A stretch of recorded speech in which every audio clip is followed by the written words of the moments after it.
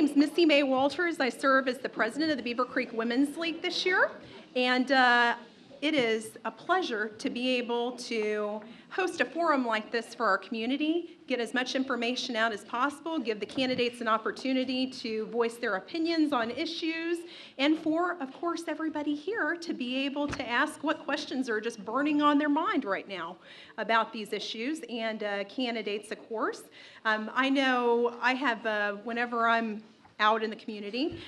Even here in the past week, I had a lot of people saying, I still have no idea who I'm going to vote for, or I have no idea what this issue is about. So we're going to get some clarification today on all this. So thank you so much for coming. I'm going to have Julie Van come up next. Julie is our programs chair, and she is going to review our rules for today, okay? So, and just to remind everybody, we got Chief Evers here, so if anybody gets out of hand, he's going to be speaking on one of the issues, but he's also going to make sure nobody gets out of hand today, okay? This, of course, is being videotaped, so everybody turn around and see where the camera is, so they make sure not to walk in front of it. We're going to be mindful. This is actually going to be on a couple of different, you're going to be able to view this in a couple of different avenues. And so be mindful of the camera without sticking your head in it unless you want it to be videotaped. I actually do have this, let's see here, what is this called? Permission for photographing and videotaping. So if you do stick your head there, then I'm going to go ahead and have you fill out this form here so we have your consent. Anyway, well, without further ado, we're going to have Julie Van come up and she's going to go over our rules today.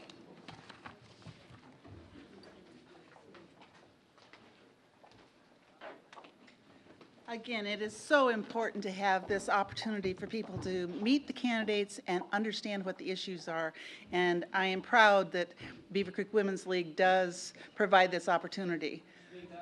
I'll try to speak into this microphone. I am really glad that you're all here. This is really important for voters to be informed so they can go to the polls. We have questions. The format's going to be, for the first hour, hour and a half, we're going to have 3-minute speeches by each of the candidates and by each of the issues. Those will just be presentations, one direction. They'll present information to you.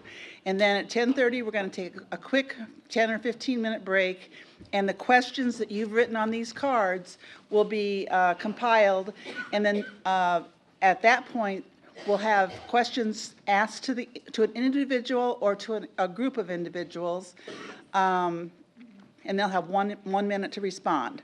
Our timers are sitting right here in the front row. Susie's got the stopwatch, and Yvonne is going to hold up the signs. So when you see 30 seconds or 1 minute, you know that your time's getting slow, and when it says stop or the bell goes off, we're done. So we'll have 2 people, one on either side, that have little sacks that you can put your questions in. There you go. And I'll give each of them some of the cards too, in case they can help pass out some of the cards. We are going to start with the 2 congressional speakers. Pull out my list. So we've got Theresa Gasper is here, and a representative for Mike Turner. Is that right? No, Mike Turner didn't.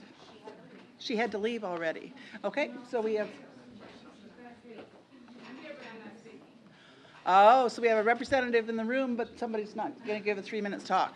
So we will start with Theresa Gasper.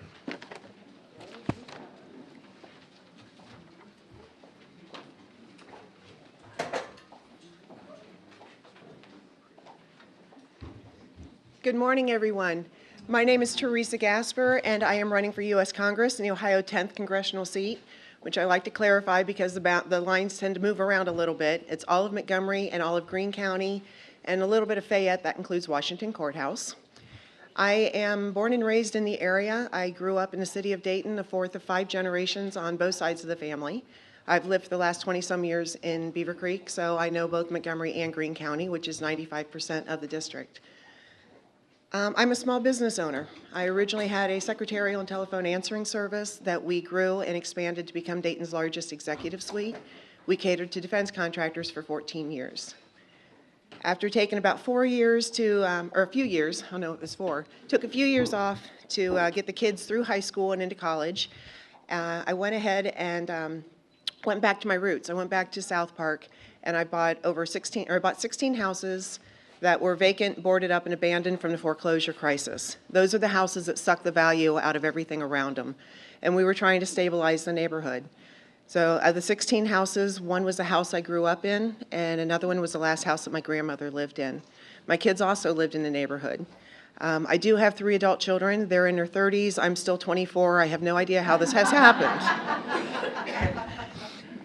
My son, Brian, which Zach knows very well, has got a baby coming today. My first grandchild would be born sometime. They're inducing her as we speak. So they're in Beavercreek. I love it. They live in oil and gas country, and my son and his wife are selling LED lighting and solar panels. My daughter and her husband live in Colorado, and my stepdaughter lives in Florida. She's an artist and also does drum corps and winter guard and other things. All 3 of my kids could not find the opportunities they were looking for in this community, so they went elsewhere, and that's one of the main reasons why I'm running. I see people every day who are working hard, playing by the rules, and have little to nothing to show for it. We have a lot of people that are used to making $30 an hour at a factory job, and they're now lucky if they're making 12 to 14. And that's not through any fault of their own.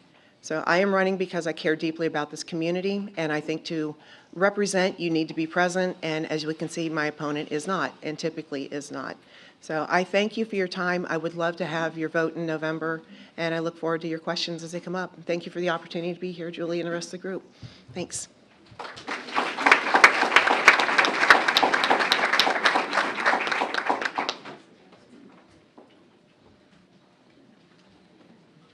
Next, we have the House candidates for the Ohio House of Representatives, District 73. Ladies first.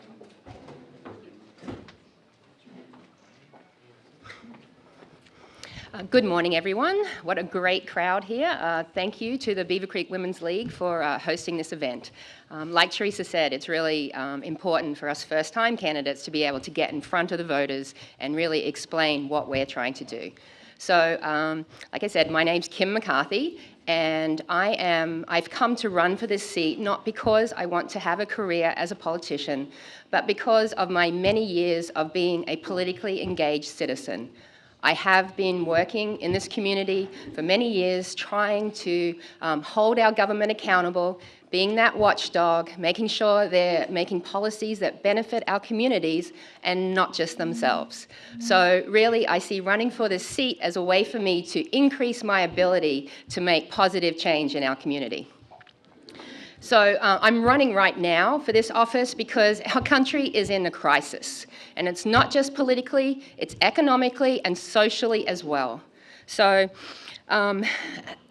we need people in office right now who really understand what the average person who lives in District 73 goes through. Because right now we are in a position where many people are struggling to just stay afloat. So a little bit about me. I am an accountant. I'm a CPA from Australia, actually. I immigrated here about 25 years ago. Since then, I have been an entrepreneur. I've been self-employed pretty much the whole time I've been here. I'm a mother to 3 children. They're in the Bellbrook School District, Arden, Simon, and Julian. And yeah, I really have found myself over the last 25 years here, I've found myself in these leadership roles, whether it's in running my business and building and developing a successful business here in Greene County, dealing with the employees, understanding what they go through, understanding what they need to survive. And then also socially and environmentally, I have found myself organizing and working to try to make positive changes in our community. In the last 2 years, I've spent hundreds of hours at the Greene County Commission meetings, where I really have, as an accountant, looking at all those numbers and really seeing the impact that the state has had on our communities. That is really what's made me want to step up and run. Oh my God, I've got 30 seconds left, and I wanted to talk about education because I know in Beavercreek here, the residents are faced with levy after levy after levy. I've met with the school administrators here in my county. I've met with the Beavercreek guy, and I know that there is a lot of frustration between the local government here, and the state. We need people in the state that will actually listen and take the advice of the people who are on the front lines. Right now, they don't have that. But I would love your vote on November 6th, and thank you for listening.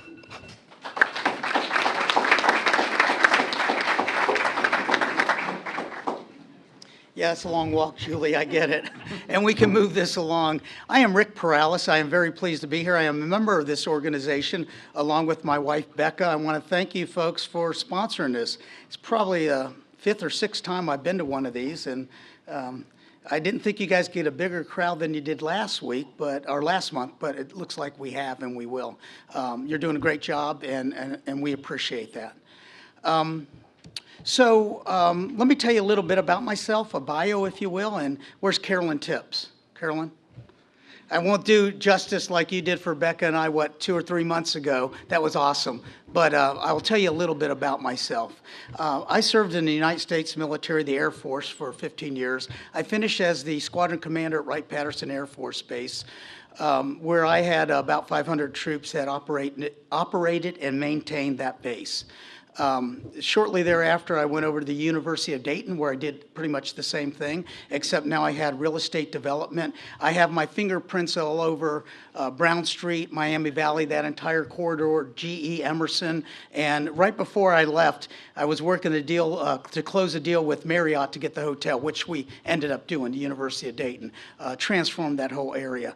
From there, I got on the Board of Zoning Appeals at the city of Beavercreek, worked there for a brief time before the election.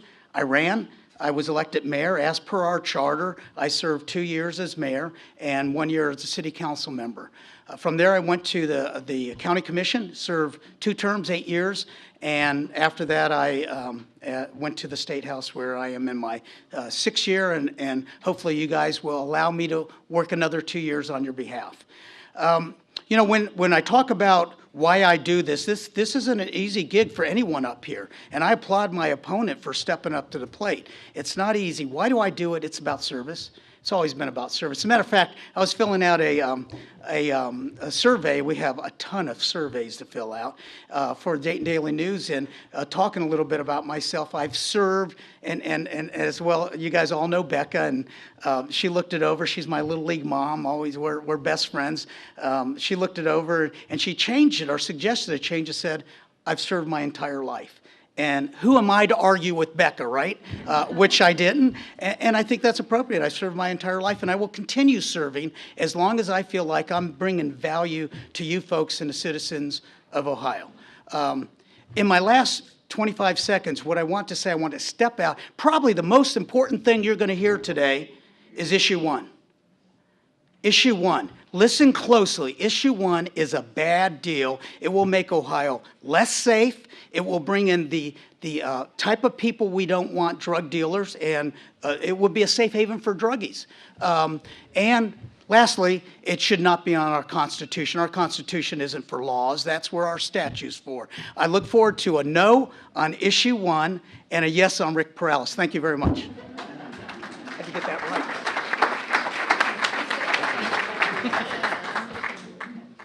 Our county commissioner, now we're going to get a little closer to town. They're at Greene County, 2 county commissioner candidates.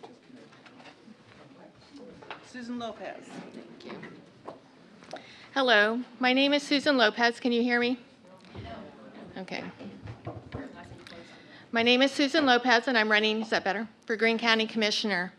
And I want to thank the League for having us here, and also tell you what great work they do. I saw in the newspaper in September all the grants they gave out. That's wonderful that you guys do that. I love Greene County, by the way. I married a military man, and when he retired, this is where we chose to come back from everywhere in the world, and we were overseas also. I left Greene County thinking, oh good, I'm leaving Greene County, but once you see other places, really, Greene County is a great place. We're so diversely and rural, and we still small communities and everything, and I just love it. I grew up in Fairborn, where at 11, I started a paper route because my brothers had it, and if I wanted money like my brothers, I had to start a paper route. So if you Google child delivering newspapers, you're going to be hard-pressed to find a picture of a girl. When I was 16, my father passed away, so I started working a 20-hour work week, actually at Wright-Patterson Air Force Base. So I did that for 2 years of high school and 2 years of my first 2 years of college. Then soon after, I started working a 40-hour work week, finishing my bachelor's degree, and married my military husband. We have 2 great children who actually graduated from Beavercreek. My children were confirmed actually in this church. My daughter married in this church. So I love this space because of that. I have been named one of the top 25 women to watch in the Miami Valley in 2018.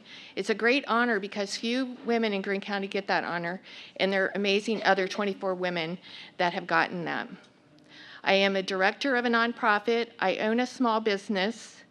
And I am on multiple committees in the county, and that 1 minute, that thing pops right up there. So many of them for many years. I think I've been on the Job and Family Services one for 12 or 14 years, and Children's Services now for about 5 years. They combined, by the way. I think that the commissioners have forgotten about the taxpayer, and that is why I started running. I saw that families were hurt by the way they shifted money, and they were shifting it for fewer people and serving less. And I believe I offer the social service aspect in my education and experience that is missing on the commission. We have right now a 2-legged stool, business and finance people. We do not have the social service aspect, which is the largest part collectively in the budget in the county. Thank you. Vote Lopez, November 6th.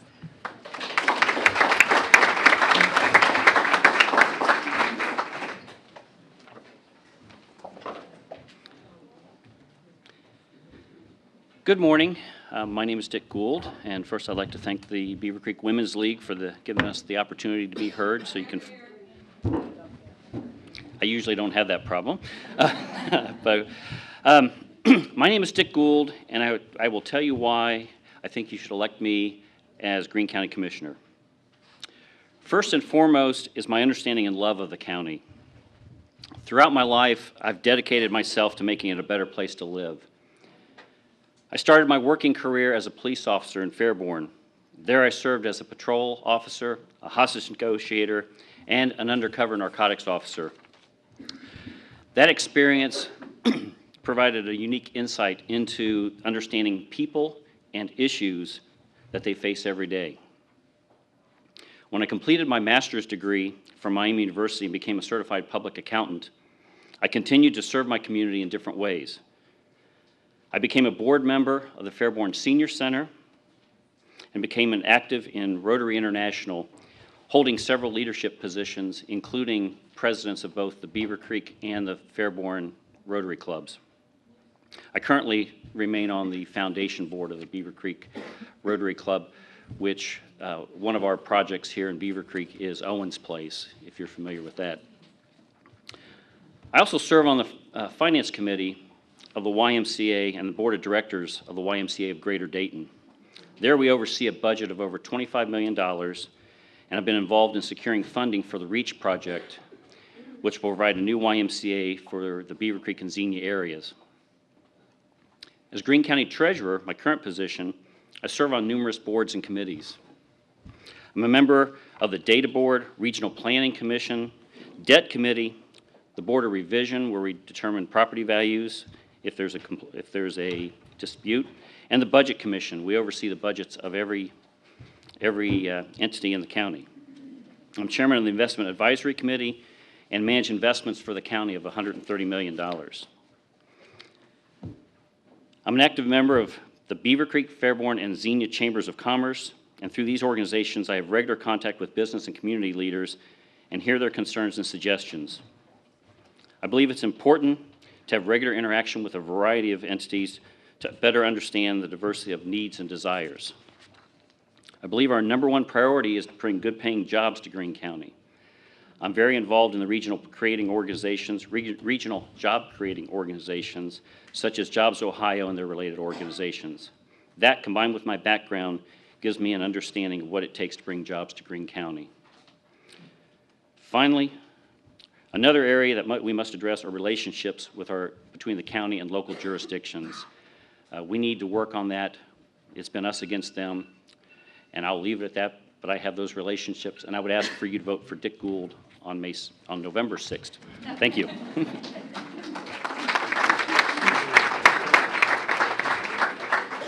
Also in Greene County, we have the position of county clerk, clerk of courts that is up, and we have 2 candidates for that. Cyndi, would you like to be first? The listing, the order of these is what I got off the website, so I just copied straight off. Good morning. Thank you to the Beavercreek Women's League for providing this important service. One of the things I've learned on the campaign trail is that educating voters is one of the most important and vital roles that we can fill as candidates. Again, my name is Cyndi Pauwels. I'm running for Greene County Clerk of Courts. I was born and raised in Ohio, and I've dedicated my life to community service. With nearly 20 years' experience in the criminal justice and in the courts, and more in the nonprofit sector, I understand the importance of equal access and fair treatment for all of our citizens. I was a police explorer in high school, a Boy Scout before too many girls were allowed in. I've served as a police and fire dispatcher for many years, including in Cheyenne, Wyoming, when my husband was stationed at F.E. Warren Air Force Base. I've booked female prisoners, accompanied on transports, and assisted in the jail, so I understand the corrections field. I've worked with juvenile court to help children in trouble get their lives back on track, so I know how to navigate the social service aspect. As an in-house deputy clerk, I certified affidavits and reports, and I understand the paperwork. And I spent more than 6 years as a deputy clerk in the federal courts in Toledo, handling the appeals docket and the civil and criminal caseload for several judges and magistrates, so I know court procedures at multiple levels. Of all positions in local government, I believe the clerk of court should be nonpartisan. It's not a legislative or a policy-making division, and it shouldn't be a stepping stone in a political career. Experience matters. The court isn't a business about dollars and cents and bottom line, although of course we want to use our tax money efficiently, but it's about people's lives. And any person coming before the court, civil, criminal, domestic, or juvenile, deserve fair access and accessibility to justice. The legal system can be intimidating, and knowing where to turn for help can be difficult. I know the administrative case flow needed to ensure fair and speedy access to justice at all levels. Right or wrong, the courts, criminal and civil, have gained a reputation of selective justice. Too often it seems that if you have the money, you can get out of bond. You can make bond and get out of jail. If you have a great lawyer, you can win on a technicality. For the rest of us, with little money and no connections, court can be an overwhelming, intimidating experience. A study by the Ohio Department of Corrections just showed that almost 35% of those in our local jails haven't been convicted of anything. They simply can't make bond, and we should not be running debtor prisons. By providing fair and equal access from the first moment an individual is involved in a court proceeding, the clerk's office can offer a positive first impression and a less traumatic experience for all Greene County residents.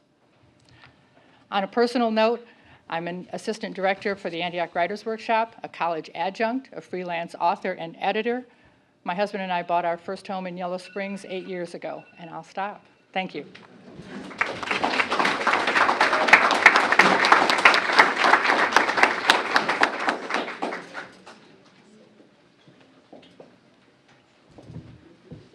Good morning. Good. Hi, I'm AJ Williams. It's nice to be back in Beavercreek. This is where I grew up. Grew up right over by Parkwood, and my dad grew up here, and he worked at Lafino's, and my mom worked at the Children's Center at the University of Dayton, and somehow they were able to send 5 kids through private school. We went to St. Helen and Carroll High School, and I went on to the University of Dayton. So very thankful to be back in this community. This is where I grew up, and I love it here. Like I said, I attended the University of Dayton. I studied political science, received a bachelor's degree, and I went on to receive a master's degree in public administration. While I was at the university, I worked with the Dayton Civil Mediation Center, which was my first experience with the justice system in the Dayton Municipal Court. It was an opportunity to work with individuals in a desperate situation to try to go through mediation in lieu of conviction, essentially. So it was a really eye-opening experience at a young age for me. After I graduated, I worked with the Secretary of State's office and represented this county and 11 other counties, including Hamilton, Claremont, and Butler, as well as Montgomery. To the Secretary of State's office, I worked with boards of elections and represented their needs and the needs of voters to the office. I then went on to work with the Greene County Recorder's Office. I served as a chief deputy there, and I learned the county procedures with payroll, personnel, purchasing, and so on. So I would agree with my opponent when she says that this is more of an administrative position, and I would have 4 years of administrative experience with the county. I've successfully submitted and passed 4 budgets now, 3 with the Greene County Recorder's Office, and just Monday had my budget hearing with the county commissioners, and we made a few cuts that were needed, and it will be approved by the commission. The office that we manage covers the criminal division, the civil division, and the domestic relations division of the Common Pleas Court. We also handle auto titles, which is something when I do these talks, I always forget about the auto title division. So anytime you need to transfer a title, and this applies to anyone in the state, you can go to Greene County, you could go to Montgomery County and transfer your title. All those fees then go to the county, and as well with the court fees that we receive daily, we transfer those funds to the Board of County Commissioners each year, and we basically can run our office on those fees. So we're a very little cost to taxpayers. Well, with 20 seconds left, I would like to echo Representative Perales when the Judge Capelli and Judge Tornichio, I believe they're going to speak on issue 1. Pay attention. There's a lot in there. There's a lot that's not in there. I think the mechanism is wrong. I think we can all agree that treatment would be helpful, but I think the mechanism is wrong. Thank you all very much.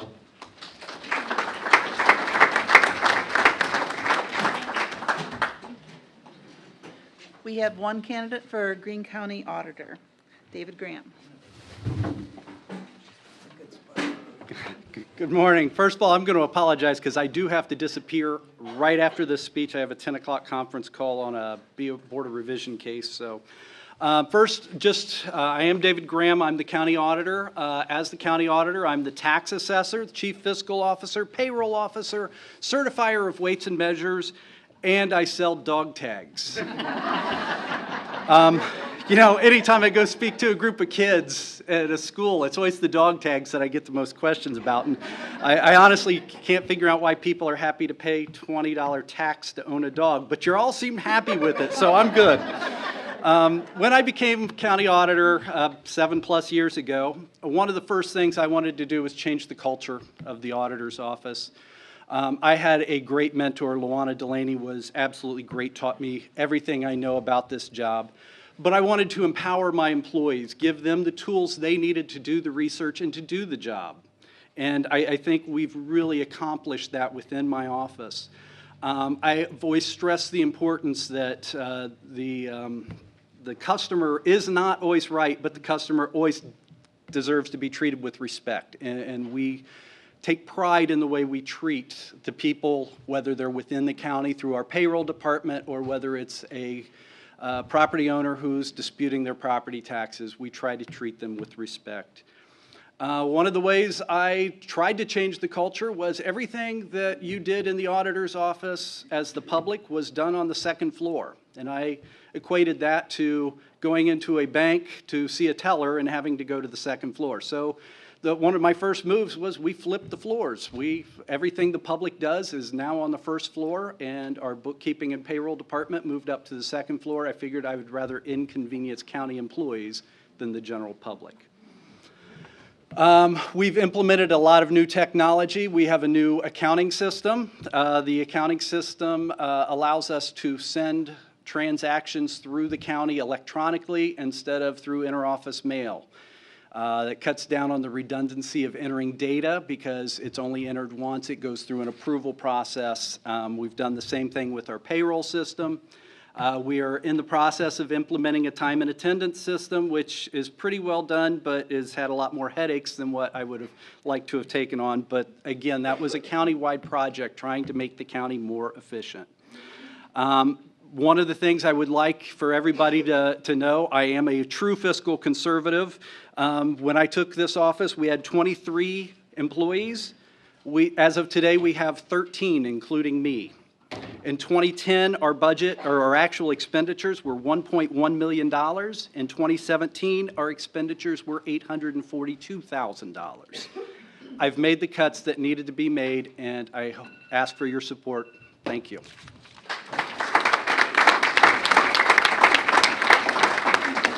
Can I add one more thing? I'm sorry, and a lot of it has to do with my other county officials. They have been very supportive and great in working through these changes.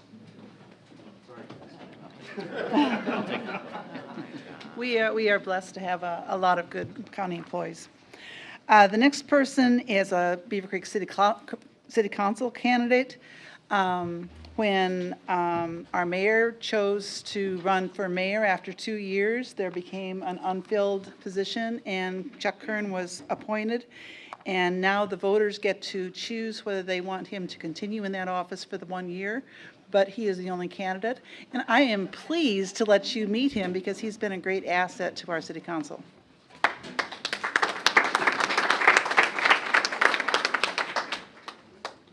Thank you, Julie, very, very much. Can you hear me? I don't use mics much because I talk loud. My wife says that. Quiet. My name is Charles Curran, and as Julie explained, the particular seat I'm running for was formerly held by the now Mayor Stone, and he moved up to mayor at the time, and so I'm filling that vacancy. My wife is here with me, Mara. I have 2 children, James and also Colleen. We've lived in Beavercreek 9 years. My previous experience was I taught about 50 years at Sinclair College, part-time and full-time. I was a state senator for the 6th District, which was all the southern part of Montgomery County. I was a county commissioner for 24 years in Montgomery County, and I was a city councilman in Dayton for 9. So I think my experience hopefully will be helpful in meeting some of the challenges that we in the city of Beavercreek have at the present time and in the future. Some areas that I feel strongly about, number one, because we have to depend on the property tax for our operation, economic development. We have a number of large parcels of land known as research park land, and we want to be able to work with the Research Park Board to develop those so that they're maximum in terms of the amount of property tax that they generate. We're going to be working on that over the next several months with the City Council and members of the staff. Secondly, you have a beautiful set of parks and bikeways. We want to develop those. We want to encourage more, and you have great citizen participation in this community, which really helps to be able to make sure we're doing the right thing for the citizens at all time. I want to see that continue and improve. Certainly, I think the area of transportation, we have big challenges there. But the city does an excellent job in terms of being able to have the dollars to match the federal money. I know we went through some pain out here with Dayton Xenia. There'll probably be a little more pain in the future on other particular roadways that we have to expand. But they're doing a great job as a staff to try to put together the right programs. But we do need to address our road system, and I want to see that improve in the coming months and years. I thank you very much.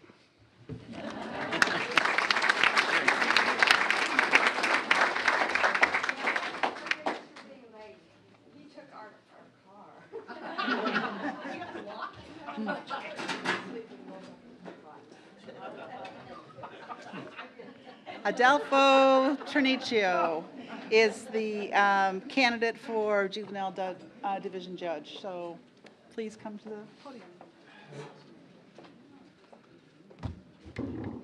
Why, thank you, Julie, and thank you to the Beavercreek Women's League for always setting the bar high for candidates and issues for them, and you've done it yet again this year. My name is Judge Adolfo Tornichio, and I'm your juvenile court judge, and I have that pleasure to be your judge, and I'm running unopposed for this position. So I want to take my time to talk about issue 1 and how it affects juvenile courts. I strongly encourage everyone to vote no on issue 1. Issue 1 undermines the current effective forms of treatment in the criminal justice system. The amendment affects the judge's ability to enforce treatment orders and will result in fewer people going to treatment and staying in treatment. And it also affects juveniles that are in treatment. You know, one of the things this issue 1 does, if I have a child that's on probation, and if issue 1 passes and they violate the terms and conditions of that probation in a non-criminal way, like violating a court order for treatment, the potential sentence that's hanging over their head now is gone. And ladies and gentlemen, there's a lot of juveniles in our county that are facing real drug issues. I have a child in treatment right now from a local high school, and he was convicted for possession of LSD. I know heroin takes the headlines, but I'm on the front line seeing the LSD. Then it talks about funding, but doesn't fund it. 70% of money, how it gets funded, we don't know, is to be applied towards treatment in a grant program throughout the state. No guarantees that it'll be distributed equally. The other remaining percent goes to mental health issues. Don't know how it's funded. But again, it's a grant program, so not saying it'll be applied equally. But the fact that this applies, and it's going to affect Judge Capelli and Judge Murray worse if it hits. And she's doing a fabulous job as your municipal judge with the drug court program. And if issue 1 passes, Judge Capelli doesn't have the potential sentence hanging over a defendant's head. Vote no on issue 1.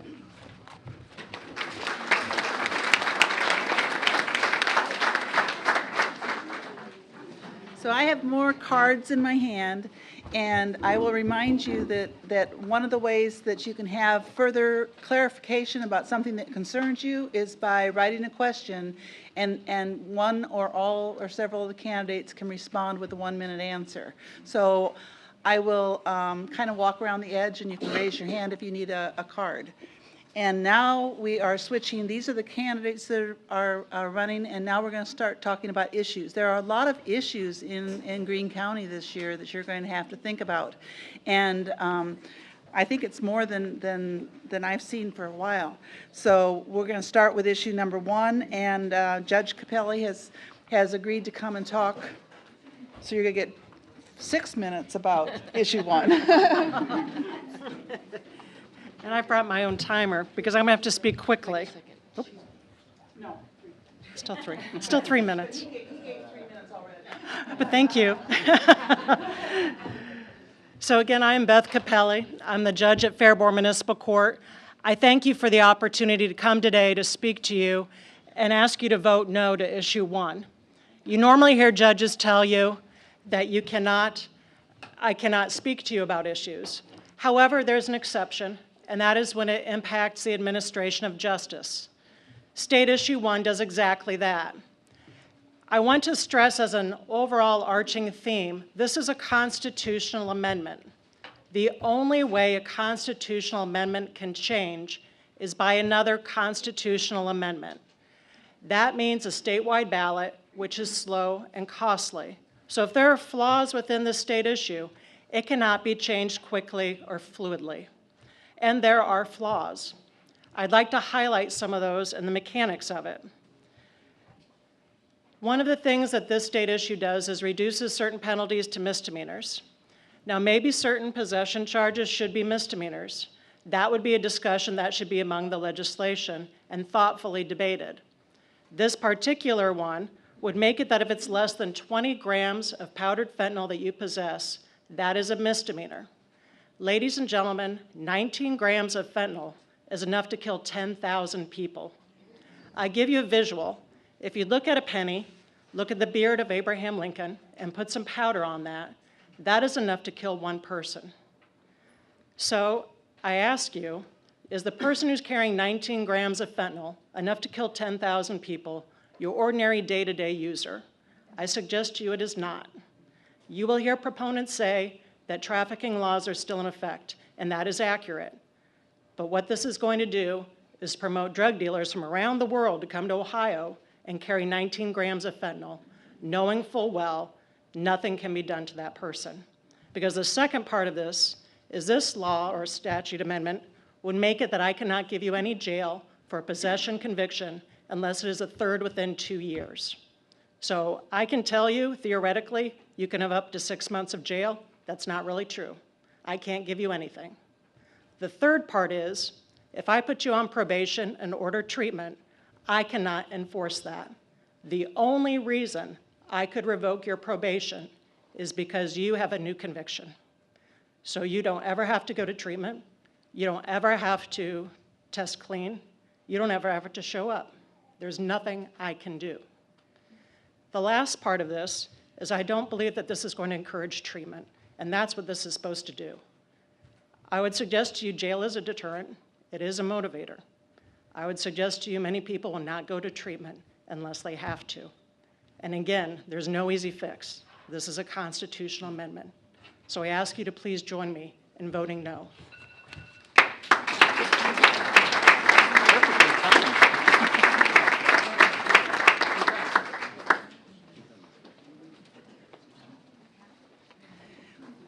The Greene County Career Center is an asset to our community, and we have the superintendent. Your program puts the public information administrator, but we have the real superintendent. Dave's here. Thank you very much. Thank you very much. So they informed me when I arrived that the candidates were seated at the front, and if you have issues, go to the front row. So on behalf of my wife, Holly, thank you, Julie, and the Beavercreek Women's League for hosting this event. I'm here today to talk to you and inform you about issue 2 and ask for your consideration to vote in support of that issue. The Greene County Career Center has been building Ohio's workforce and educating students and adults for 51 years in professional trades that are critical to us in Greene County. They're critical to us because 60% of the jobs in the state of Ohio require less than a 4-year degree. So it's pivotal that we're training students and adults for those positions. At the Career Center, our enrollment is exploding. In 2014-15, we had 514 students on campus. We near 700 this year. In satellite programmings in the 7 school districts that we serve in the county, we had 1,200 students in 2014. This year, 2,800 students are being served across all 7 schools. The Career Center is on the ballot in efforts of an expansion. In 2015, we conducted a market analysis with a state grant that we applied for to survey the types of jobs that were pertinent to the growth needs in this region, specifically around aerospace careers, because we all know what Greene County stands for. That study revealed there's a major job need in 3 areas: engineering, manufacturing, and IT, and specifically in the areas of cybersecurity and drone use. The Career Center is on track to try to expand to accommodate those programs. We intend to continue our current programming, but the plan for us is to expand into what are newer technologies and newer trainings for jobs that we know exist in this region. In 2016, we had a facilities assessment conducted after a number of issues related to roofing and HVAC. That assessment from the Ohio School Facilities Commission revealed that we had a need for $24.2 million in repairs, and if we rebuilt the facility, we wouldn't be able to expand into the new programming with our current size. 2017, we tried to find the funding for that by changing the law in the state of Ohio that would allow career centers to receive funding through the School Facilities Commission for new construction. Currently, they're not eligible for that.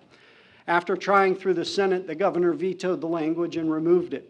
The Career Center's board has made efforts to try to obtain and locate the funding in multiple sources, After conducting a survey in 2017 of registered voters, you told us that to support and promote those kinds of programs, we should go to the voters.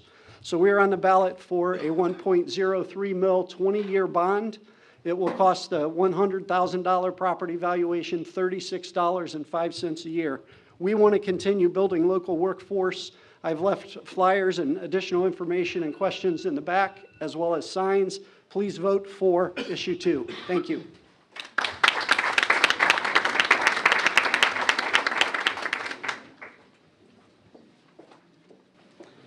Our next levy that's up on the ballot is Beavercreek City Schools, and this is an important issue too.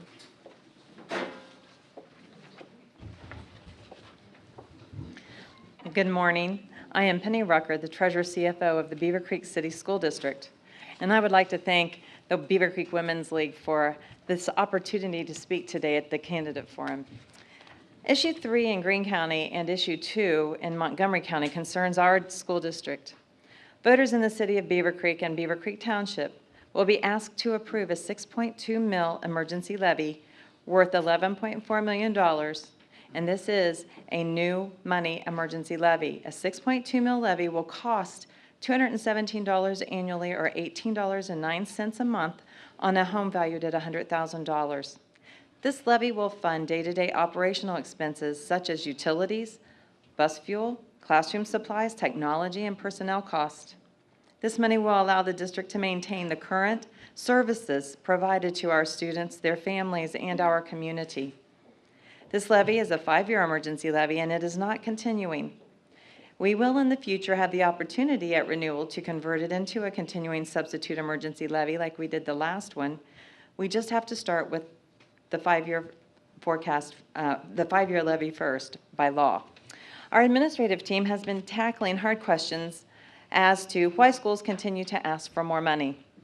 And here's a few of the things that we have to talk about. We're not getting the state funding other schools in the area or in the state are receiving. We are 25% state funded and only 0.41% federally funded with impact aid funds for our Wright-Patterson connections, and then 74.59 locally funded. In 2018, the state of Ohio ranked Beavercreek City School District according to wealth, income, and property values were looked at as 562 out of 610 districts. Therefore, 561 districts are less wealthy or poorer in the state ranking. In 2019, we were 555 out of 609 districts. The state just doesn't partner with us on funding based on those variables. Our special education costs are one example that where we are experiencing student growth, which also means corresponding financial supports that are needed. We have unfunded mandates, which cost the special education preschool program approximately $1.5 million over what we get from the state. The special education services unfunded mandates cost almost $16 million above and beyond the state funding we receive, and English as a second language with gifted services also cost the district over $600,000 more than the state funding we receive. We love our students, all of our students, and especially our diversity of students. We just need more support to meet all of our student needs. And we have students that cost over 6 figures to educate. If you would like more information about the levy, please visit our website at www.gocreek.org/levy/ and there's stuff in the back. Thank you.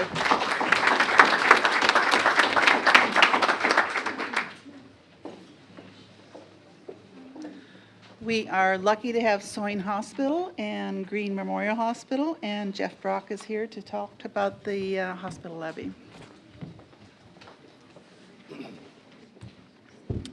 Thank you, Julie, and thank you for the opportunity to share about Issue 5, which is supporting Greene Memorial Hospital.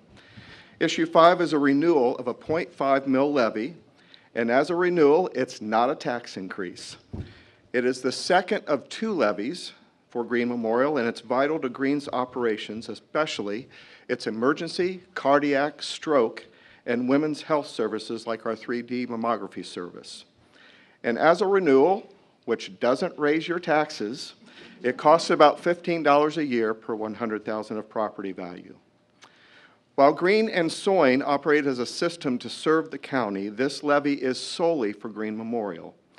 Greene services are vital, particularly to Eastern Greene County, yet last year, over 120,000 patients took advantage of Greene services. That's about the equal of the number served by Soin. This year, Greene's emergency department alone will serve about 23,000. I realize more of you may not use Greene. However, this levy, that does not increase your taxes, is vital to sustaining emergency and other health services needed by the thousands of residents who do use Greene. As I said, Greene served over 120,000 last year at its campus in Xenia and its satellites across the county. That represents 70% of this county who use Greene. Greene County is one of the healthiest in Ohio, and this levy, along with issues 6, 7, and 8, helps sustain that.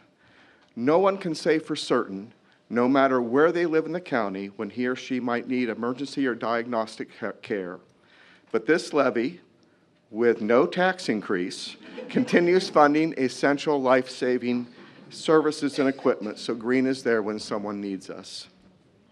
This levy has served Greene for about 25 years.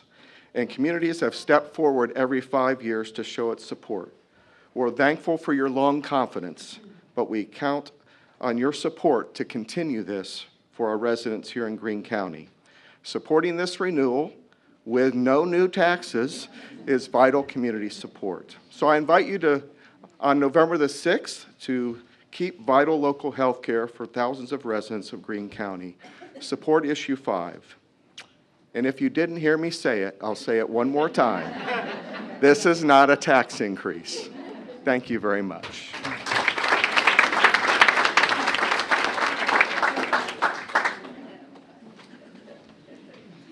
Issue 6 on the ballot is the Greene County Children's Services Levy. They are asking for $1.5 million.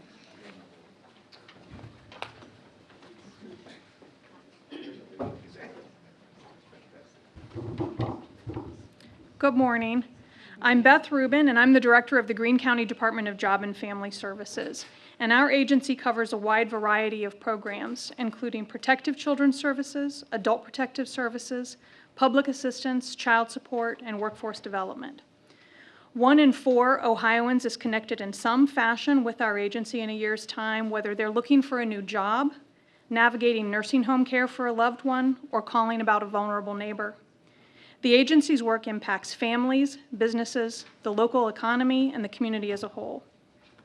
But today I'm here to talk specifically about the department's largest program, Children's Services, and our local levy, Issue 6. It's a renewal, no new taxes. Children's Services is designated by law to provide for the care, protection, and placement of abused, neglected, and dependent children in Greene County. We work to protect children from abuse and neglect through safety assessments, as well as foster care, adoption, kinship care, and independent living programs. The agency recently received reaccreditation, recognizing that we're a leader in meeting the highest professional standards in our field. To give you some figures, in 2017, the agency served over 2,000 children through prevention, protection, placement, and permanency programs. 228 children received placement services, and 40 children were reunified with their families subsequent to placement. Another 33 were placed in the custody of other family members, relatives, or kin subsequent to placement, and a total of 15 adoptions were completed. Currently, we have 144 children in the agency's custody, with 32 of those children in our permanency custody, and we're looking for permanency for those kids. 5 are in adoptive placements waiting finalization, and 27 are available for adoption. While Job and Family Services as an agency relies on state and federal funds to run the majority of its programs, Children's Services is different. Local levy funds make up 63% of the program's budget. In addition, local levy dollars are needed to access federal and state dollars through reimbursement and matching funds. We're seeking a renewal of a $1.5 million levy for 5 years, Issue 6, no new taxes, and the levy's sole purpose is to support Children's Services. The funds are spent solely on the protection of children in our community. Child abuse and neglect affect everyone in the community. We need to act now to maintain current programs to keep our most vulnerable citizens, our children, safe. Please continue your support for our program. Please vote yes on issue 6. Again, this is a renewal, no new taxes. Thank you very much for your time.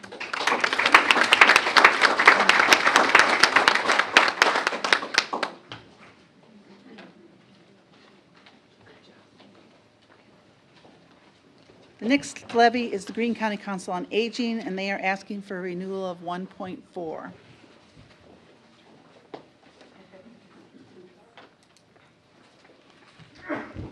Good morning. My name is Karen Puterbaugh, and I'm here to talk about the 5-year senior services levy administered by the Greene County Council on Aging.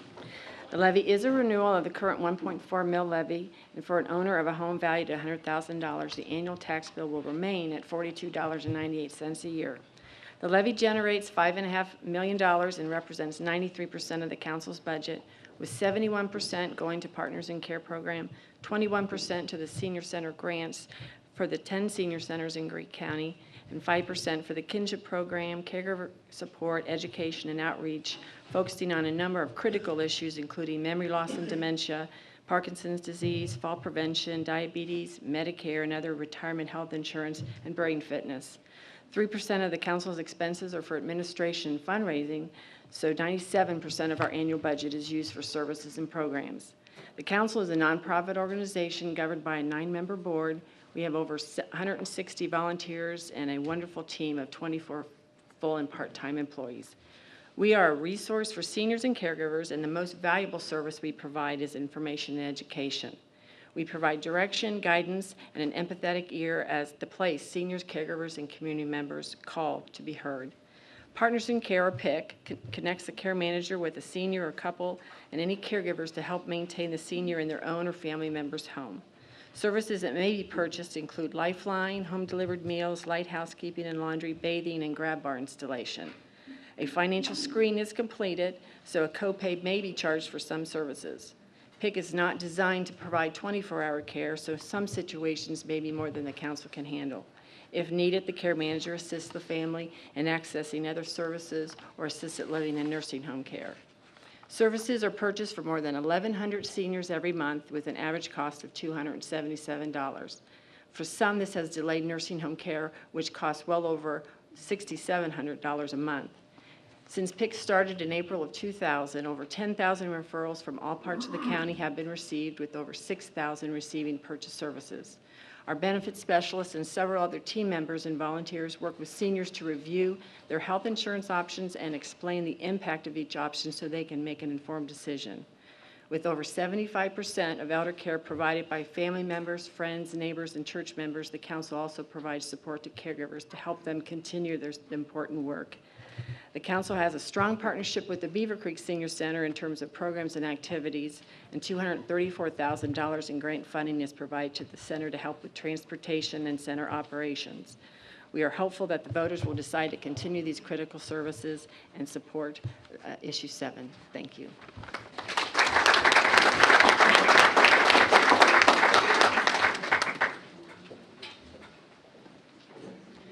Issue 8 is for the Greene County Developmental Disabilities Program. This, too, is a renewal. It is a 3.5 mil levy.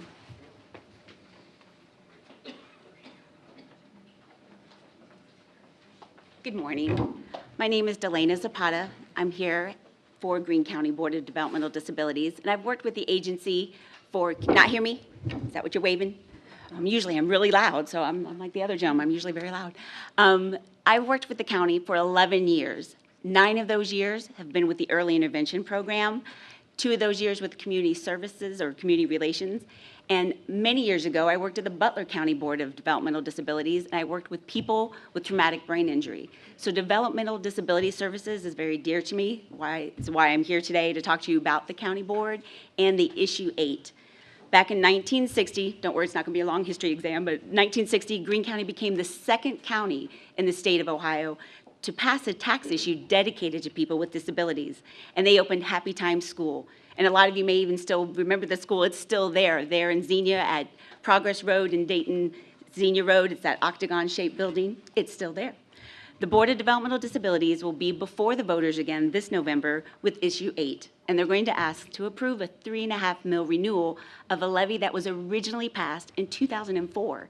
This renewal will not increase taxes. Just keep Jeff in your head, no new taxes, no new taxes. And that renewal will not increase the taxes, and this is the renewal of that original tax levy that was passed in 2004. Now, having said that, keep that in mind that that means that at its conclusion in 2024, the board will have operated for 20 years without increasing any taxes. And as you might imagine, a lot's changed with the board in the last 58 years since they started with the school program of 40 children. Last year, the board met approximately 2,700 service requests for services, and that's spanning all type of age services, from early childhood programs to senior services, employment and vocational programs, residential services, day habilitations, transportation, respite programs, therapies, and that's just to name a few.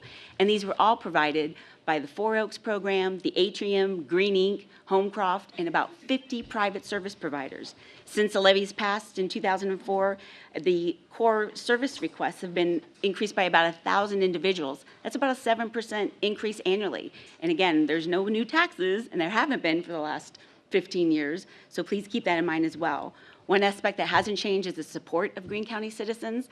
We go all the way back to 1986, and every time the board has asked for requests to be made, you guys have honored that. So thank you so much for supporting us that long. The renewal of the levy, 3.5 mills, continue to be the lowest taxing disability board in the Miami County, and it places us a full mill below the statewide average, which is 4.5 mills. Information that everybody wants to know, every $100,000 appraised value, the homeowner is going to pay $93, and that's the same as it was in 2004. Oh, this is like, oh, it's like the Academy Awards up here. Go, go, go. Please, thank you so much for supporting the Greene County. We appreciate this. And issue 8, the levy committee's provided signs and flyers in the back. Thank you.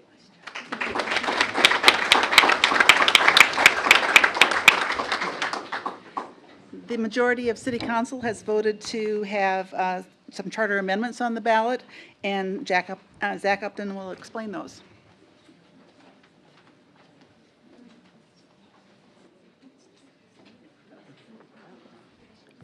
Good morning, and thank you, Councilmember Van, for the introduction. Appreciate that. Let me start by saying I, too, am not asking for a tax increase.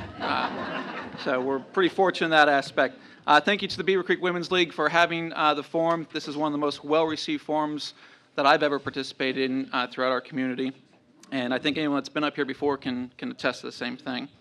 I'm here today to talk about issue 9.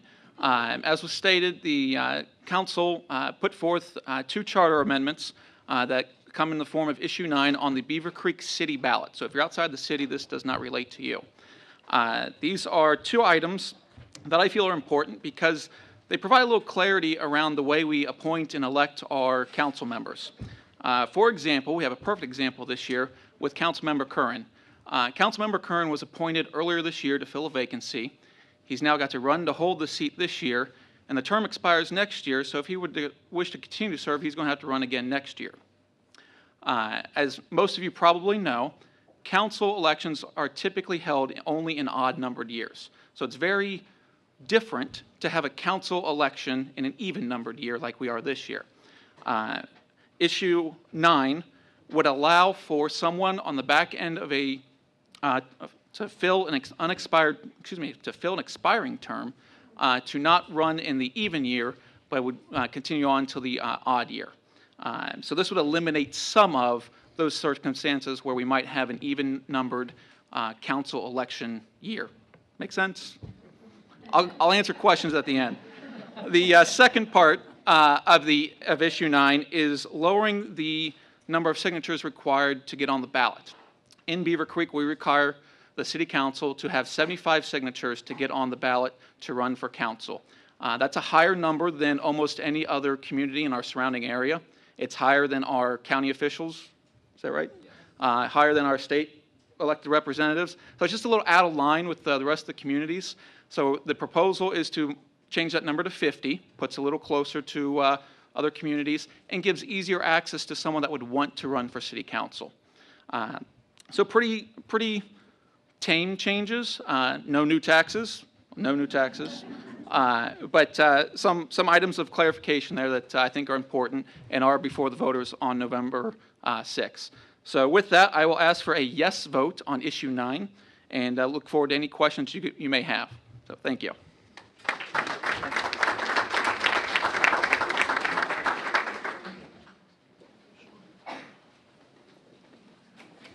I'm Julie Van, and I was listed on the agenda to just say a few little things about this. Every 5 years, we have a charter review committee. I'm Julie Van, and every 5 years, the city appoints a charter review committee to look at the charter and suggest recommendations of things that need to be changed on the charter. This recommendation was not raised by citizens of our community, and therefore I thought it was just a little odd that we were just going to, as city council members, promote this change. I think it's really important that the voters have a chance to elect their elected officials. And taking this away so that somebody is appointed by city council and gets to serve for 2 years without being before the voters is just a little bit different. It's taking away the voters' ability to choose who's representing them on city council. So I voted no when this was going forward. I just wanted to put that thought in your mind so you could consider whether you believe this changes the voice of the citizens in controlling who represents them on city council or not. The 75 versus 50 signatures, it seems like a normal person who's running for office, there's not a big difference between 75 and 50 signatures. So that's not that important to me. It just seems like you should have 75 people that are willing to vouch for you if you were going to take on that responsibility. So I just don't take changes to the charter flippantly or casually, and thought that I wanted to give you my viewpoint. So that's my 2 cents. Thank you. The next issue is issue number 10. It's the City of Beavercreek Police Levy.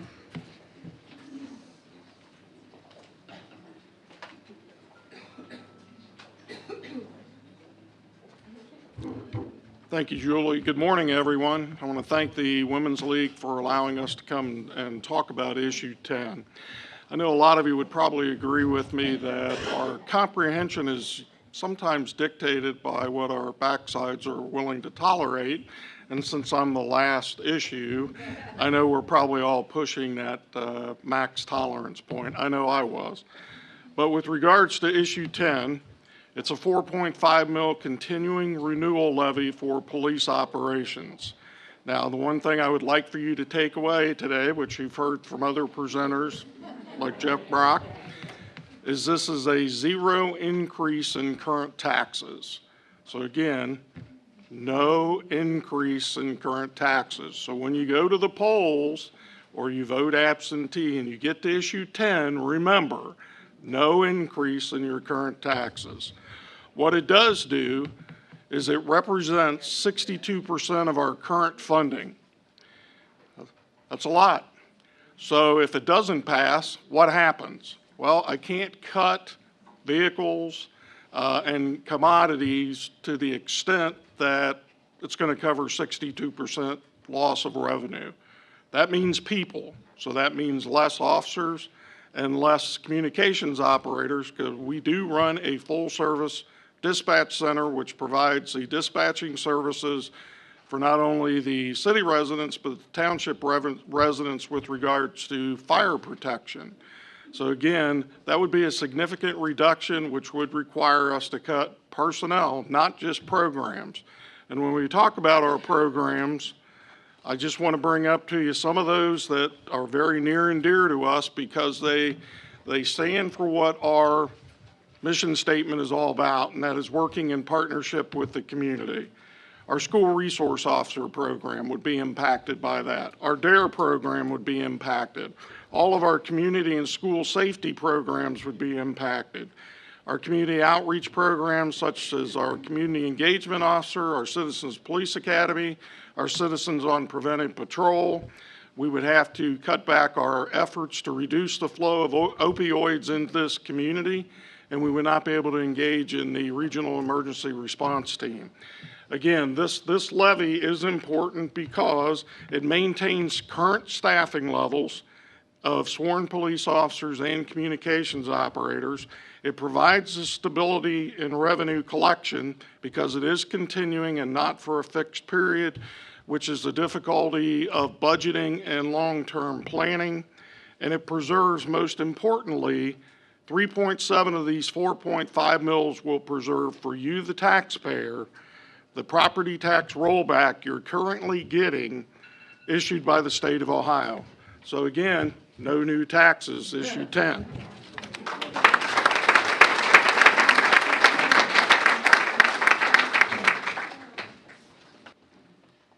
So we're going to start with the congressional and the state representatives. And the question to all of you is, we're going to start with this table right over here. And the question is, what role do you see the Wright-Patterson Air Force Base playing in the economy?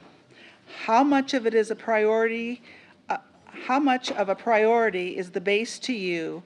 And how will you protect the missions already there and attract new missions to Wright-Patterson Air Force Base?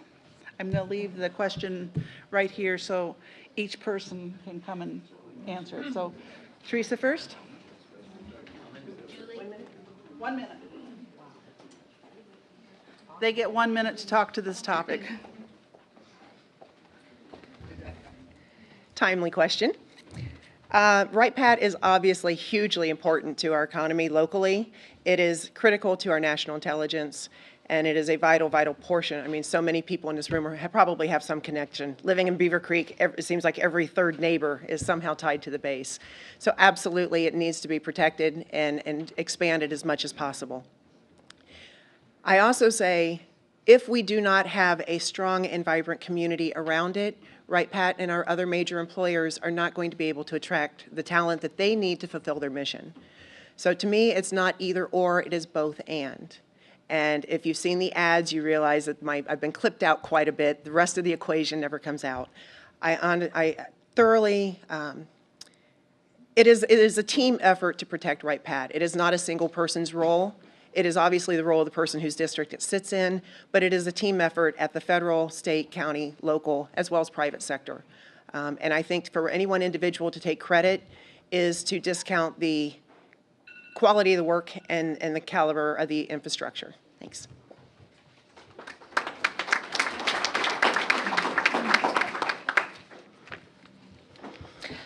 All right, so yes, Wright-Pat is in District 73. It's obviously a vital component of Greene County. I think as a state representative, obviously it's a federal institution, but I think the role of the state representative is to create a strong community surrounding that, not just for the contractors and the small businesses that exist here that provide employees to the base, but for all the other businesses that are involved in a strong community. I've been a small business owner, obviously, for 20 years, and I know the struggles and the obstacles that are in place for building a strong business here. So I would be looking at that kind of stuff. And then also, if we look to what the Department of Defense has said, that climate change is the biggest threat to this country going forward. So with all the scientists, with the engineers, all that talent that we have at the base, I really think we should be looking to start going in that direction to develop alternative energies using that talent. Thank you.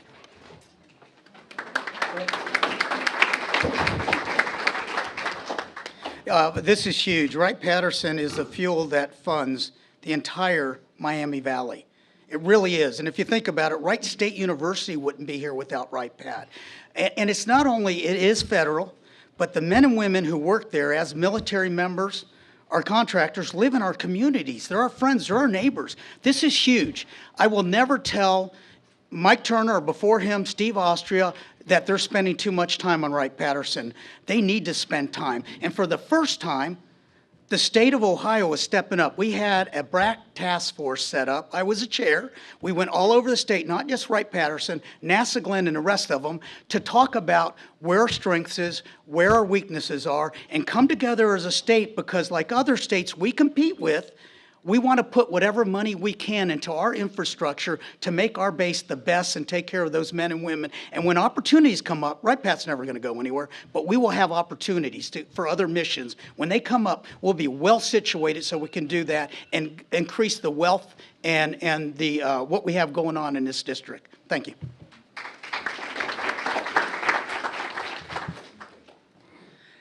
The next question says, it's for this whole table again. How are you funding your campaign? And are there any, who are your largest contributors?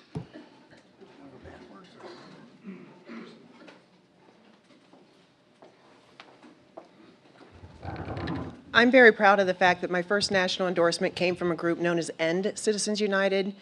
Citizens United, as you know, opened the floodgates, allowing corporations the voice of individuals and to distort free speech as money. So I do not accept any corporate PAC money.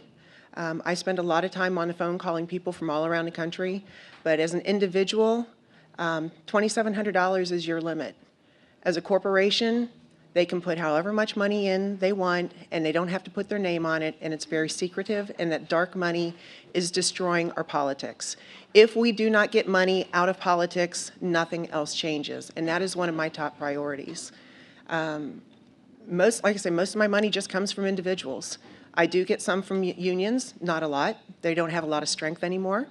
I get money from Emily's List, Planned Parenthood, and other organizations such as that, but for the most part, I'm calling individuals, having one-on-one conversations, and asking individual citizens to do their part.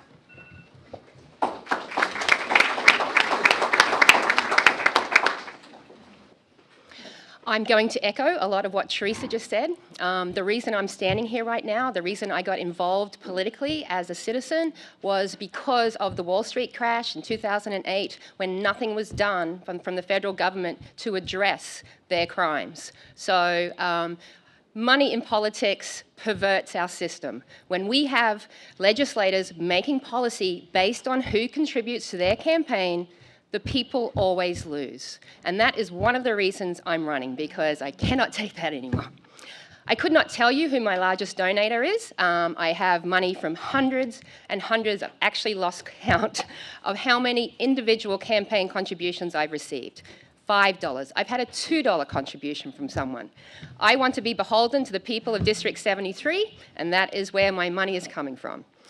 Frankly, public financing of elections would be my #1 issue, but we're not there yet, but hopefully one day we will, so everybody gets a chance to represent. Thank you.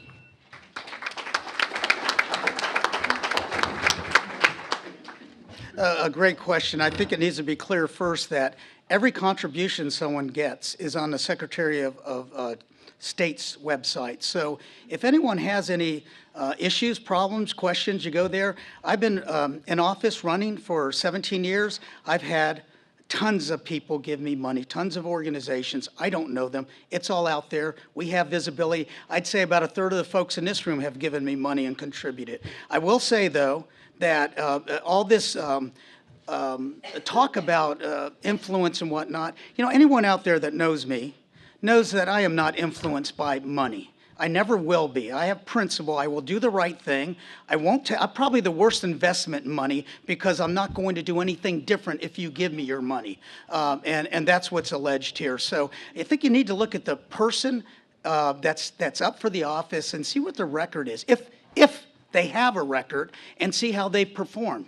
And I challenge anyone to look at what I'm doing and how I'm doing and how my results have come down. Thank you.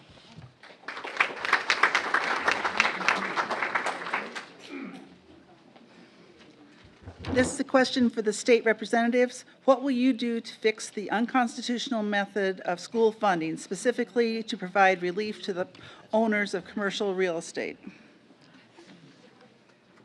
So we're talking about school funding. You two. We can break them up first? If you want. So let me say, school funding is a situation that has been out there for 20 plus years when it was ruled unconstitutional. As far as the commercial, let me talk first about the funding. We look at that funding formula every year. or every General Assembly, I'm sorry, and we try to make it as fair as possible.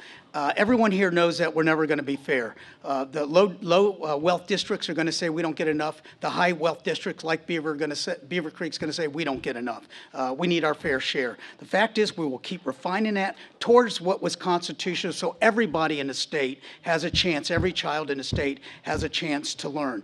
Now, as far as the dependence on property tax, we have talked about and we are continuing to look at things like moving some into the sales tax arena and other things we can do. And our problem is that we have a lot of seniors on fixed incomes that really can't afford. Their income never comes up. If we go to sales tax, then we're going to hurt our competition, especially on border cities. So we will continue to look at the best way to fund it, but the key is to make sure every child gets the education that they deserve. Thank you.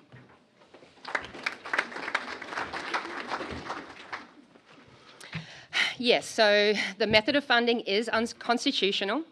In the Ohio Constitution, there's literally one mandate, and that is for the state to provide a fair and common education across the entire state. And I feel they have let down, well, not just our area, the entire state as far as education goes. The funding directly coming from the state has been cut by billions of dollars, which is why Beavercreek is sitting here asking for money once again. It's why we have 10 levies on the ballot right now, because the state has taken back billions of dollars since 2005 when they wanted to reduce taxes in order to create jobs. Well, the jobs didn't happen, and our schools are suffering as a result. Mr. Perales said we can't be fair. I take exception with that. We can be fair. The lower income areas in our district need to be funded. All schools can be funded to a certain level. Beavercreek, more wealthier communities, they can then go above and beyond that if they want special, all right, I guess I'm out.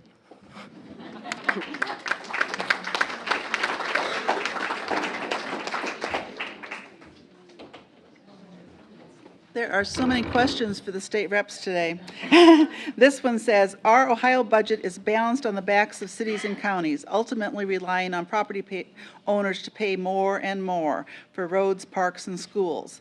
How will you turn this around while still supporting businesses and industry in Ohio?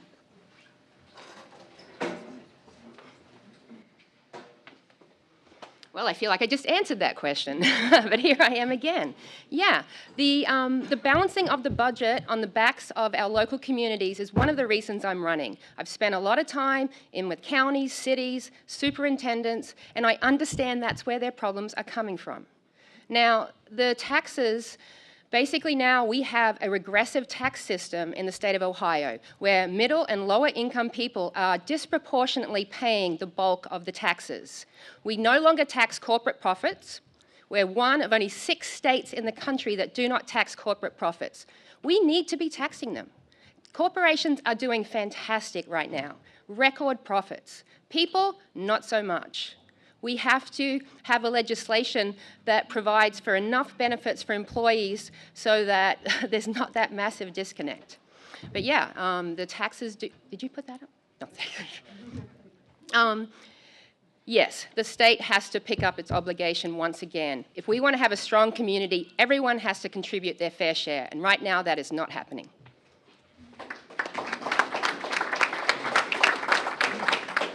You know, I haven't been in this position in a while, but it's nice to be in a position where you've never had to be in office and run something, so all you have to do is challenge what's going on. You know, the fact of the matter is, excuse me? Isn't that how it works? It's democracy. And I can talk, right? My time? The fact of the matter is, our budget, our general revenue fund, has 80% of the budget allocated to Medicaid, Medicaid expansion, K-12, and higher ed. There is very little discretionable money there. We have to deal with what we have. I don't think anyone in here wants to raise taxes. We have to try to create a business climate, help our schools, help our social ills. There are a lot of requirements in that 20% we have left that we are working hard to do. And by the way, I think if we ask most of the people in this room how they're doing today versus a year and a half ago, 2 years ago, what's your 401 look like? I think most people are going to say that we're doing pretty good. Life in Beavercreek in Ohio is pretty good right now, no matter what you hear from the other side. Thank you. I thought that was it, but there's one more for District 73. How do you feel about expanding Medicare? Rick? I'm sorry, Julie. Medicaid. Medicaid, we got it. Sorry. Yeah, that's all right. That's exactly what it says. Medicaid. Sorry. So the fact of the matter is, Republicans are not mean, and we care, but we have to be fiscally responsible. The Medicaid expansion has taken able-bodied, workable people without children and putting them on rolls, expanding it where it was originally intended for poverty, pregnant women, blind people, injured people. We're changing the whole philosophy. But here's the big thing is it is rising to 50% of our budget. And every time it takes another chunk, which is about $25 million, $25 million, because it's going to come out to $500 million when it's done in 2020. It takes away from what we do with K-12, what we do with higher ed, and what we do with public safety. That's a big concern. So we can say all we want to take care of people, and we do, but there's other ways to do it, and be responsible so that our kids and our grandkids aren't saddled with the debt, because this money comes from the federal government. It's not free money. It's rolling up the $20 trillion debt. We have to be more responsible, and we have to pick and choose our priorities. Thank you.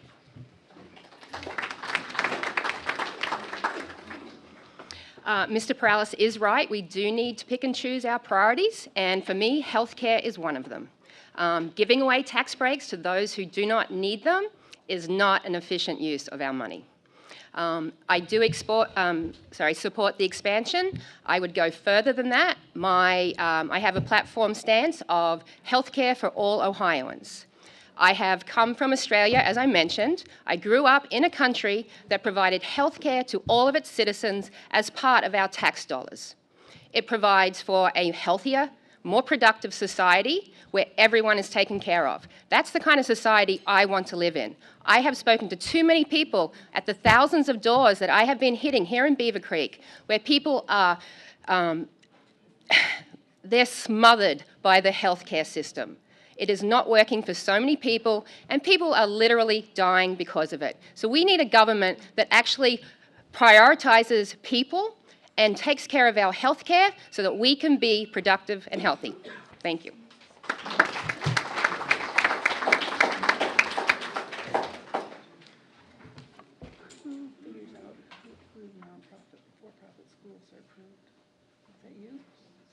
State, yeah.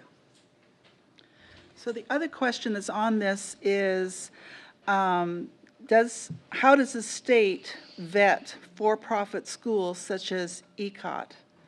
Because the public school system has always been strong in Ohio, but ECOT and other for-profit schools. So can you speak to that, you two?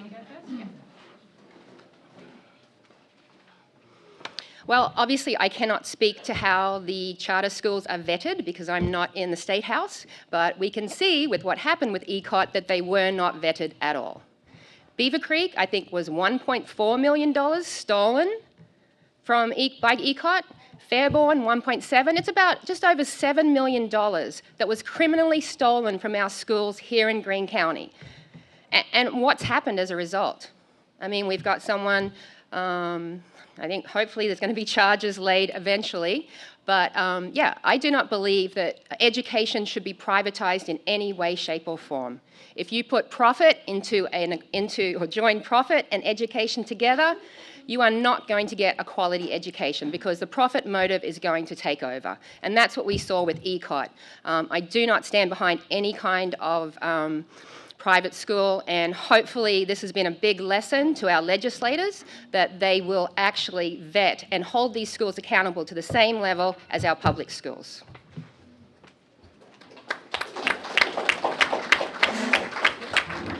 So let me make it clear that there is a place for charter community schools.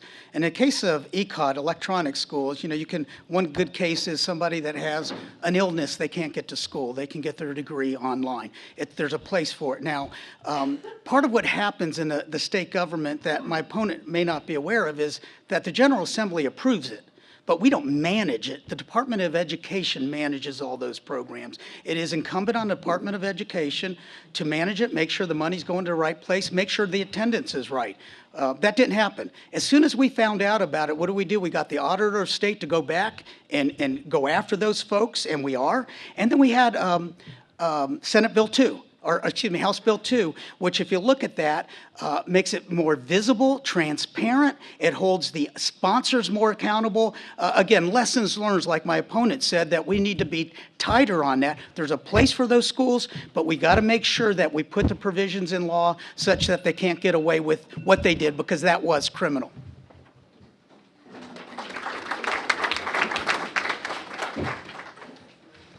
The next question is for city council members, and so I'll let Zach answer the first one. When is the next election that the count of signatures, the number of signatures would, how quickly, if this is approved by the voters, would that go into effect?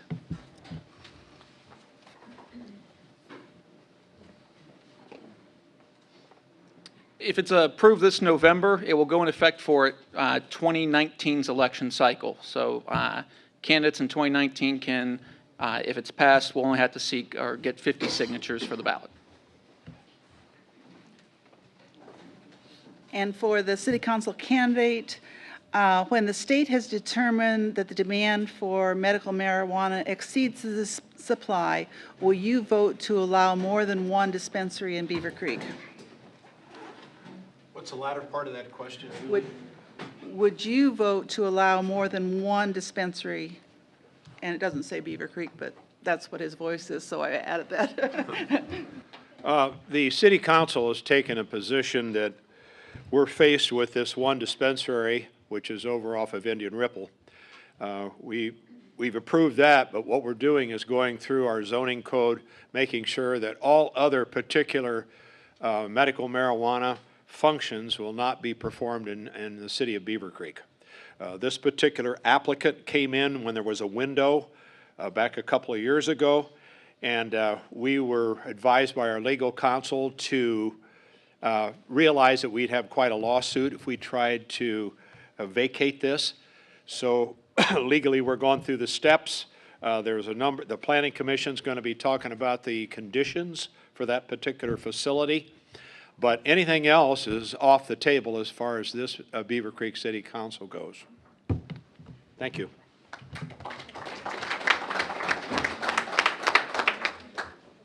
So I believe that's the end of questions for candidates. None for you guys, sorry. But Jeff Brock, you are on the hot seat. Why does the hospital give away football fields to high schools and donate to other causes and advertise so much, and yet ask for more? Please explain.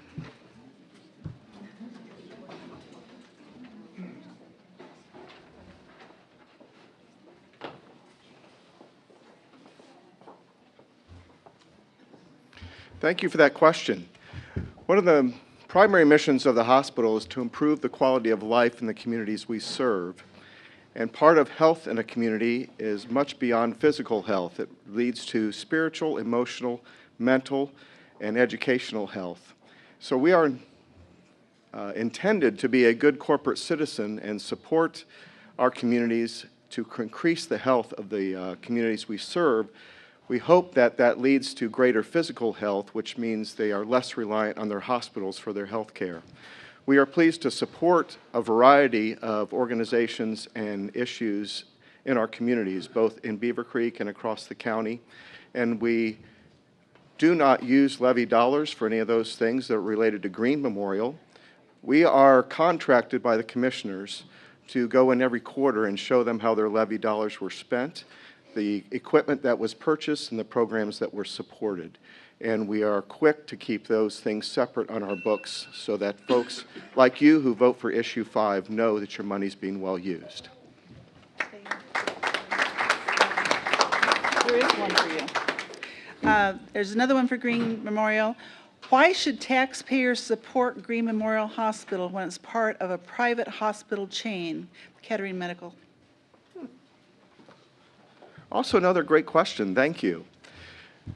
When Kettering Health Network assumed accountability for Greene Memorial and support the healthcare in Eastern Greene County, it was with the intention that the hospital would still continue to pay forth its own operations and sustain itself.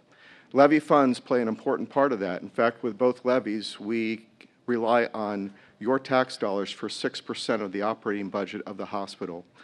Most don't know that in Montgomery County, they have a common health and human services issue that raises tax support that is distributed to all the hospitals in Montgomery County. So we are not the only regionally supported hospital by tax levy. All of the Montgomery County hospitals, from Children's to Premier's to Kettering's, are all supported by tax dollars as well, so that essential life-saving services are in place for those who need it and cannot pay. You still need those who rely on charity care to be taken care of, and that's how we use your tax dollars here in Greene County.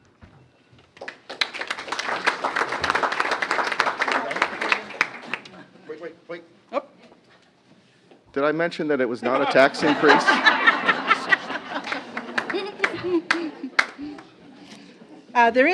There are two questions for the county commissioners. They were in a stack.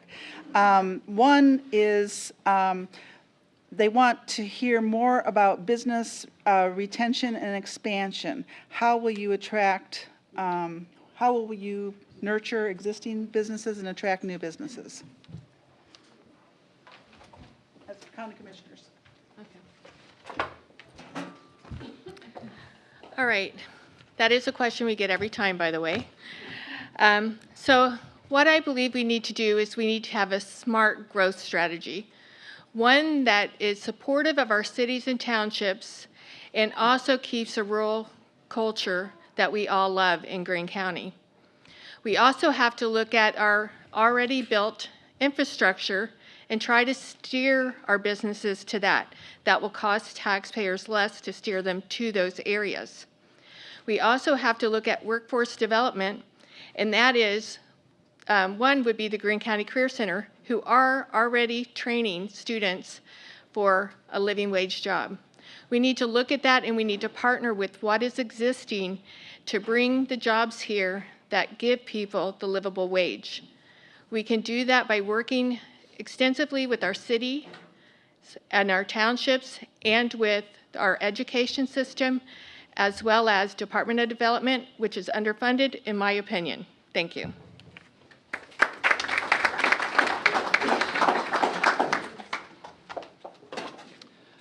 I do think that's a very good question.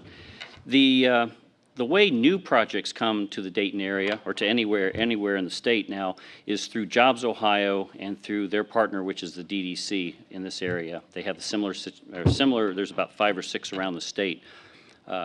Greene County needs to be out in front of the DDC, letting them know what we have. We need to know our strengths, what our weaknesses are. I've attended a lot of site seminar discussions with professionals who point out what the strengths of the region are and what the weaknesses of the region are. And we need to learn what those strengths are, highlight those strengths, and focus on our weaknesses. I would agree with my opponent that our Economic Development Department is underfunded, and I would like to see the County Economic Department take the lead to collaborate with Fairborn, Xenia, Beavercreek, and other smaller entities so that we can put the right businesses in the right spots. Again, if you're going to go industrial logistics up in Fairborn, if you're going to go east and west, Xenia south, and Beavercreek for office. Thank you.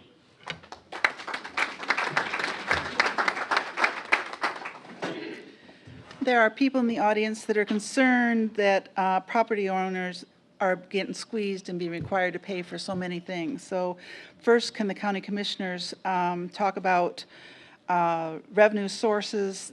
The question actually mentions income tax, so you can talk about income tax in the county, but also your other revenue sources and how you could help protect squeezing the property owners with their property tax. Okay, this is perfect for a CPA. Actually, there is no countywide income tax, and there's no authority to levy one. All income taxes are at the city level or school district income tax. What the county needs to do is to work with all the various entities, cities, villages, and townships, and see if we can consolidate services. We've got so many duplicative services throughout the county that it's everyone has their own little castles and domains, and we need to be the facilitator to see if we can get those people to consolidate some of those resources and thereby eliminating the taxes. I think we have 8 or 10 park districts within the county. So that's just an example of, I'm not saying that's where the cuts should be or changes should be, but that is just an example of some of the changes that need to be done.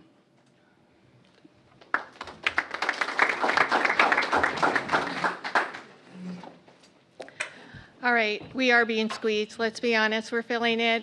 It's going to be hard for all these levies to pass, but they are imperative. They're imperative to our families and our children that these pass. What we need is our state funding to stop lowering every year how much they give to us.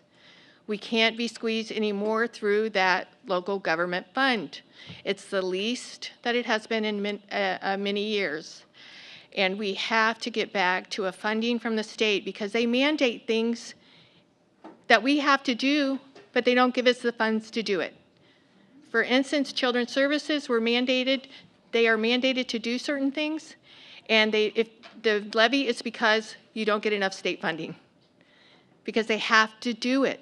They're mandated. So we need to make sure our state dollars come down and we are not passive about that.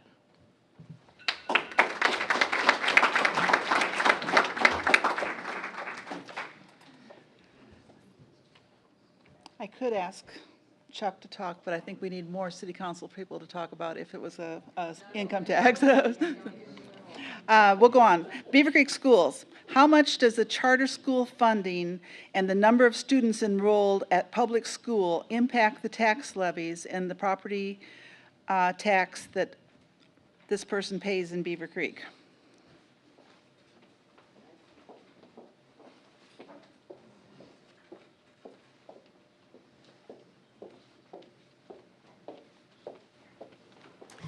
So as far as how much money we spend on charter schools, we spend over $2 million, between $2 and $2.5 million on charter school funding out of our budget. We have about a $100 million budget. About $2.5 million goes to charter schools.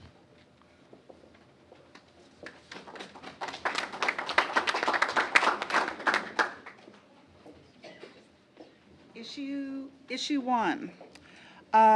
Give us more information about who's sponsoring this and why in the world they thought it was a great idea. I'd love to answer that. Let me run up here. I can answer that. As of the July 31st, 18 campaign finance reports, it was the Ohio Safe and Healthy Communities campaign.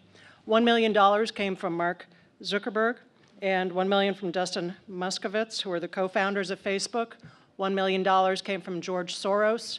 My understanding is over 90% of the funding has come from out of state. Why Ohio? I have no idea. I do not have a good answer. Here we are in the biggest crisis drug-wise in Ohio out of many states in the United States. And what we're doing is basically asking more drug traffickers to come to Ohio and not provide the proper treatment that we can. And so that's a problem. And so this is a grassroots movement. We do not have money on the opposition. It's judges and prosecutors. I do have flyers back there. Feel free to take them. I paid for them. It is not city funds.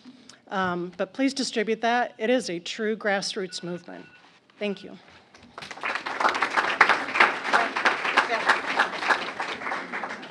Is there any relation to issue 1 and the effort to legalize marijuana in this state? Not that I am aware of. I believe that many people have the misconception that this is legalizing marijuana. It is not. Right now I can tell you, actually for minor misdemeanor possession of marijuana, the maximum you can have is a $150 fine plus costs, a possibility of a 6-month license suspension. The bigger issue is you could lose any sort of federal student loans if you're convicted of that as a drug conviction. And it looks like Judge Tornichio wants to add something. So I'm going to let him because I'll be honest, we're the ones on the front lines. I think of us as the Marines in the court system, so I'd love to hear him as well.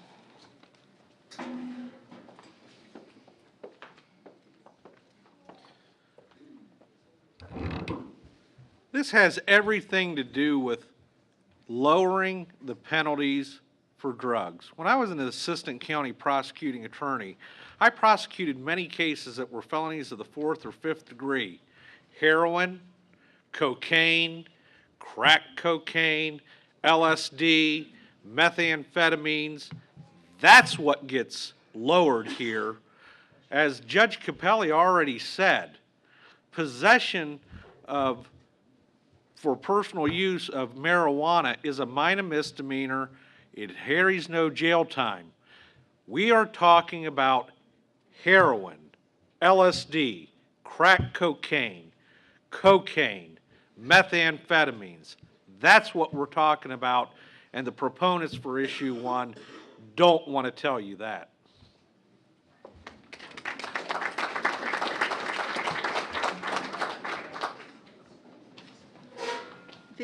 That is the end of the questions that the people who sorted them gave to me, so I would like to thank every single one of our presenters today. It was a really good forum with so much really good information. And I would again tell you that thanks to Mike Frazier for taping this. He plans to have the tape available on October 8th, which is, I think, the first day that you can go to the county and vote if you want. So he's going to turn this tape around really quick and have it ready on October 8th. So thank you all for coming.